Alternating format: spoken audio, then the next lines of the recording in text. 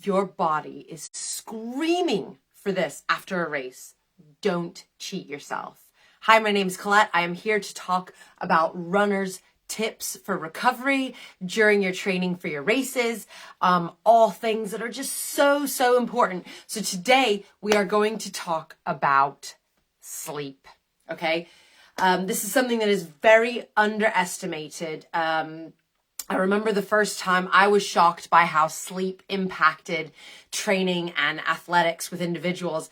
I was at a work conference with all sorts of nutrition and weightlifters and people in the gym, bodybuilding. And I remember looking over, I was doing my own routine, my own strength type stuff. And I remember being there early morning. I think it was like 6 o'clock in the morning. And I remember watching a muscular strength coach teaching his trainee or whatever it was, his client. He was teaching his client. They'd just finished a whole bunch of hard sets, and I was kind of like close by, near enough to hear what he was saying. And it must have been the end of their session, because what he said to his client was, now I want you to go home and I want you to sleep tonight, and I want you to sleep for like 8-10 hours, whatever it was. I don't remember what it was at the time. And he's like, and I do not want you to skip that, because our body heals the best at night, blah, blah, blah, blah, blah. And it really, and I was really shocked by this, because we were in a gym environment where everybody was really, doing the pumping iron, and you think like athletics and bodybuilding and weightlifting and strength training and all that stuff. And the first things you think about are the weights, the recovery in terms of your nutrition, and anything that you're eating or taking into your body for the muscular recovery. But the one thing I didn't realize at the time was, I was like, sleep. He's got a good point. I'm going to look into that more. And that was a good couple of years ago at this point. And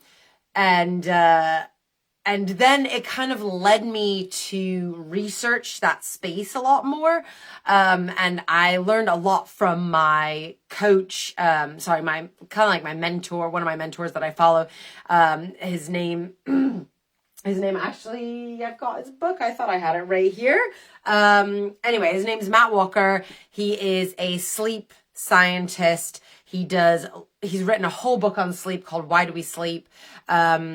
But yeah, literally amazing to understand what happens to our bodies when we sleep.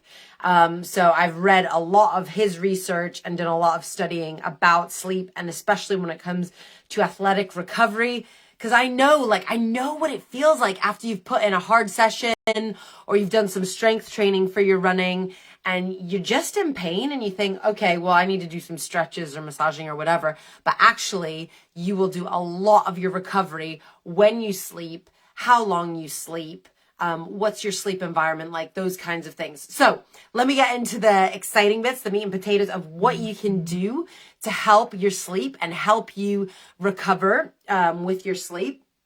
So when it comes to a race, especially, there's a little difference between what you want to do after a race and what you want to do after a hard training session. Because when you've done a race, you've been through like a bit of a bodily trauma, right? So your body's been through a really, really tough experience. You've really pushed yourself. You've gone for it. And that sleep and everything that you do afterwards, after that race in terms of recovery, is going to determine how quickly you recover, how fast you can get back out running again. And that goes for training runs again, especially some of the harder ones if you're building up to a marathon or a bigger race, is how you sleep. So let's go straight into it. What are the few things that you can do to help increase your sleep and make it better, and just help you in terms of a recovery point of view? And just honestly, it helps if you have trouble with sleep in general, okay? So athletic recovery, but then also in terms of struggling to sleep generally. So first tip, have a bit of a wind down before bed. I know I'm one of these people. I go a million miles a minute throughout the day. I'm constantly go, go, go.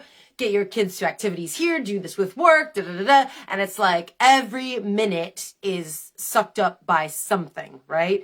And you put your kids to bed and you think, Oh my goodness, I'm exhausted, but I still need to do the dishes, fold the laundry, blah, blah, blah, blah, blah, do this job, do this piece of DIY, whatever. And it's very tempting to keep going at a fast pace. And I think probably a lot of us do continue to do that, including myself. But what I make sure that I do is about an hour before bedtime, you have a bit of what I call a wind down. Now, another thing you can do with that is you literally slow yourself down. And what a lot of people do is they tend to watch TV. Now, if you're going to watch TV, you want to be wearing some sort of, either turn the settings on your TV down or be wearing some sort of blue blocker glasses, which can be very helpful, which blocks out all the blue light, which is actually still keeping you awake. It's telling your brain with that kind of light, that is the kind of light that you get during daytime, it says stay awake, stay awake, stay awake. So if you are going to watch TV or do something like that, things that have helped me in the past are I have my own pair of blue blocker glasses. Actually, funnily enough, I've got them right here. Should I show you? And they literally are blue, but yep. Whoop. So some people prefer to wear blue blocker glasses. Some people just do the settings on the phone. But yeah, to calm down and have a wind down at the end of the day, and to reduce any lighting in your household that causes like the awake lights. The second thing is to create a good sleep environment. So what does that mean? Like, there's lots of different tips and tricks you can do to create a great sleep environment for yourself. In terms of temperature and blankets and windows open and things like that. I always find that I sleep better with a window open and you have fresh air.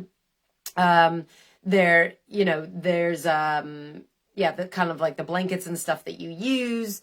There is honestly making sure that you don't have your phone around. I know that's a tough one for a lot of people, but what I have done, because a lot of people say, oh, you need it for your alarm clock to wake you up in the morning. Well, guess what, people? A good old-fashioned alarm clock is gonna set you up, and you still aren't on your phone. So that's a good thing as well.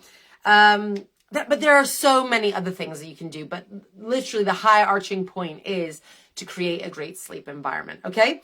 The third thing that you want to do is for training runs or just generally for a night's sleep, you want to get seven is ideal. 7 to 8 hours of sleep generally on an evening.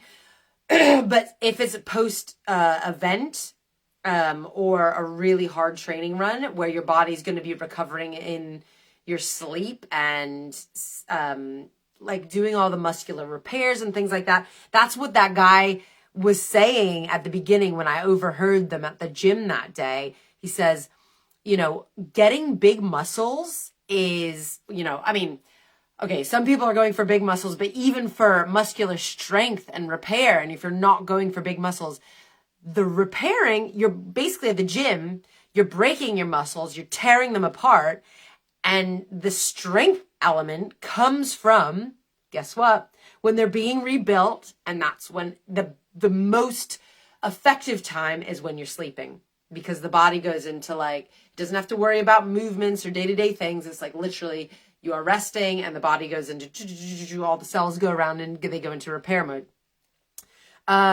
So yeah, 8 to 10 hours if it's post race or post difficult, harder training run.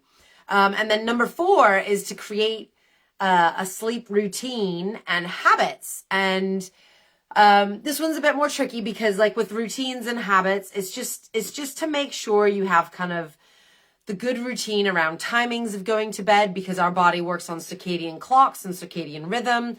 And you want to make sure that you're not only doing the wind down into the evening, but that you are having a regular time of going to bed and waking up about 80% of the time. Obviously there's outliers with like weekends and late night parties and stuff like that. And, we're all just human at the end of the day. But if you have, for 80% of the time, I would say a regular-ish bedtime and wake time, then your body will get used to that rhythm and will repair well in that time. And for me personally, I mean, again, I'm human as well. I want to be in bed by 9:30, but conservatively, I'm like in bed by 10, like in that range, but I'm in bed by 10 and lights out.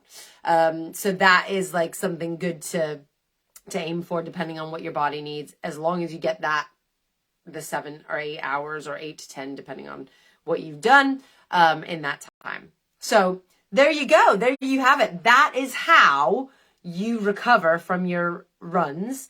And I'll tell you what, whenever I practice these things, for me, it's like kind of habit already. I'm doing these things already. So it really helps to have that habitual routine, that sleep routine, in order to make sure that you are allowing yourself proper recovery. And I've benefited from it for a long, long time. Whenever I have a race and I do that 8 to 10 hours of sleep, it's amazing how quickly I see that recovery. And so what I want you to do is to go ahead and to at least practice, try and practice a couple days this week where you're at least going to bed. I think the first and most important thing to do is to set yourself a bedtime. So that's my challenge for you. Set yourself a bedtime and try to stick to it for the next 4 or 5 days, and then see what happens and see if you feel better in the mornings. So that is the action I want you to take. And then I really think it would be useful for you because I've got a run recovery group on Facebook. So you can go ahead and join that group. I believe I have it in the link below, that you can go ahead and that'll take you to my link tree, and that has all of the run recovery. That's like a run recovery hub where I've got all the different stuff on it. And the group is in there. So go ahead, join, tell your friends to join. Come and join us on our run recovery and strength journeys. And come and join me tomorrow, where I'll be coming back again at midday UK time and earlier in the States in the morning. It's the same time, earlier in the States in the morning. And come join us tomorrow for this, to reduce pain fast with this easy, quick at-home technique. So after your runs, reduce pain quickly by using this technique. So see you tomorrow. I hope you have a great rest of the day, and run strong, runner. See you soon.